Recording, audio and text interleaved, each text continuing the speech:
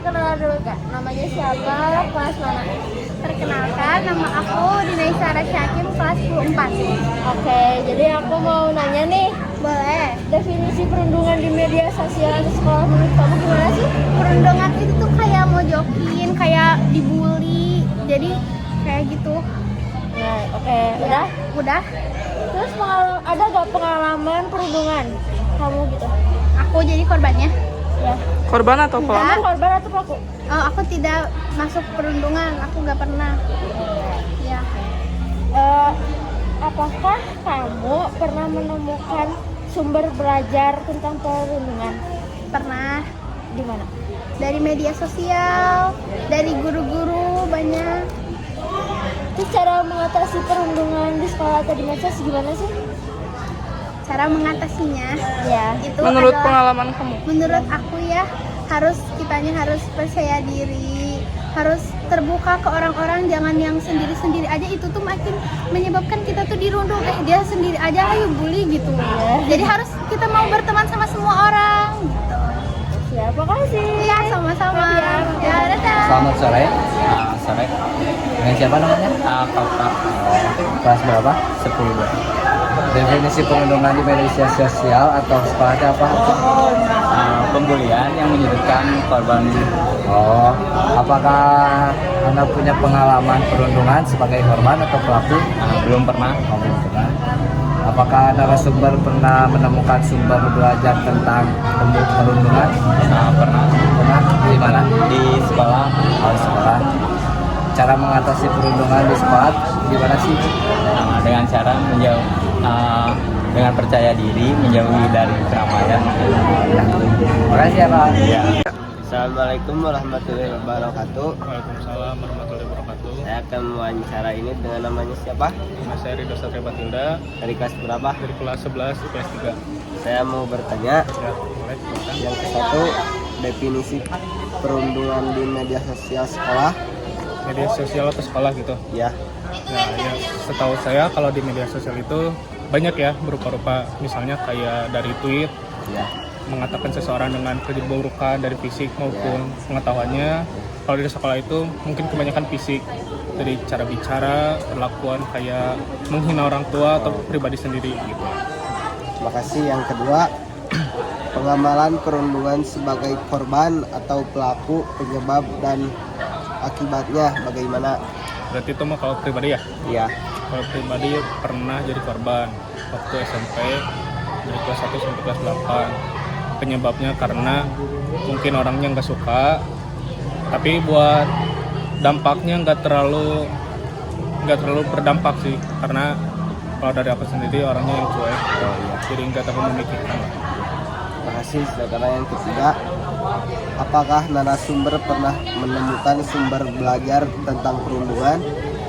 Banyak.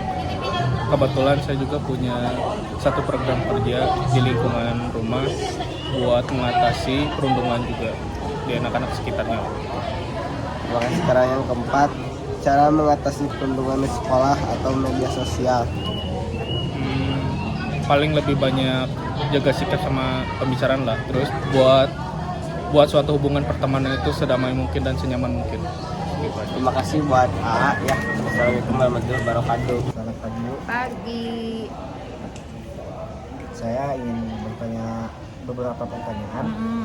Yang pertama, definisi perundungan menurut Ibu tuh gimana sih?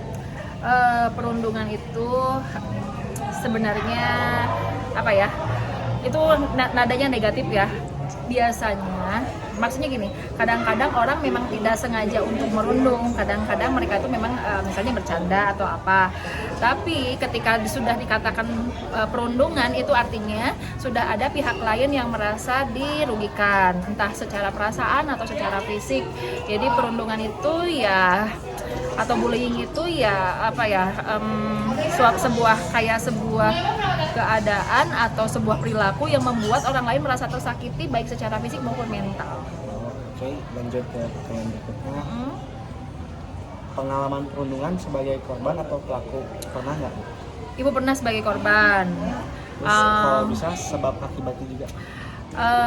Sebabnya karena waktu itu mungkin dulu pas zaman masih sekitar usia SMP-an lah, SMP atau SMA juga masih berlaku itu tuh karena pertama asal ibu kan dari daerah bukan dari kota. Jadi ketika kesini memang tidak ada temen sama sekali di sini gitu kan, karena dari kampung itu cuma ada satu orang ibu aja, sementara teman-teman lain kan sudah punya teman segengnya yang seperti itu.